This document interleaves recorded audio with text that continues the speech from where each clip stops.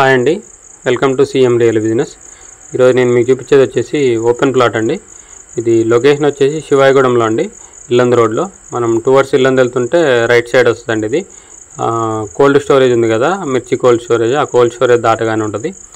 So ఇది కనిపించేదండి plot. ఇది east facing plot అండి. ఇది మెయిన్ రోడ్కి మూడో బిట్టే అండి, మన ఇల్లందు మెయిన్ రోడ్కి మూడో బిట్టే వస్తుంది. సో దీని కొలతలు వచ్చేసి 36 ఫేసింగ్ 60 లోతండి, 36x60, టోటల్ వచ్చేసి 240 గజాలు, 240 స్క్వేర్ యార్డ్స్. సో ఇది మెయిన్ రోడ్కి వెరీ నియర్ అండి, మనకు వెహికల్స్ వెళ్ళడం కూడా చూడొచ్చు.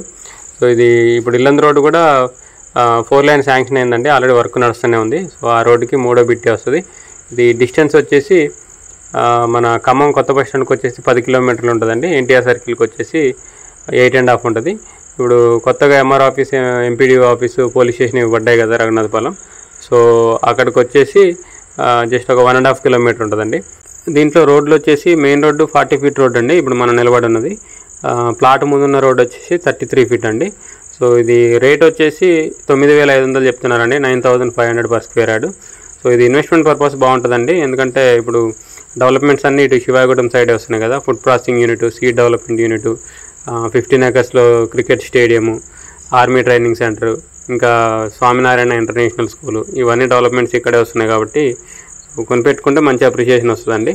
సో ఇంట్రెస్ట్ ఉన్న వాళ్ళు కాంటాక్ట్ చేయండి, కింద నా కాంటాక్ట్ నెంబర్ ఉంటుంది. వీడియోని లైక్ చేయండి, ఛానల్ సబ్స్క్రైబ్ చేయండి. ఇలాంటి వీడియోస్ కోసం మన ఛానల్ని రెగ్యులర్గా ఫాలో అవ్వండి.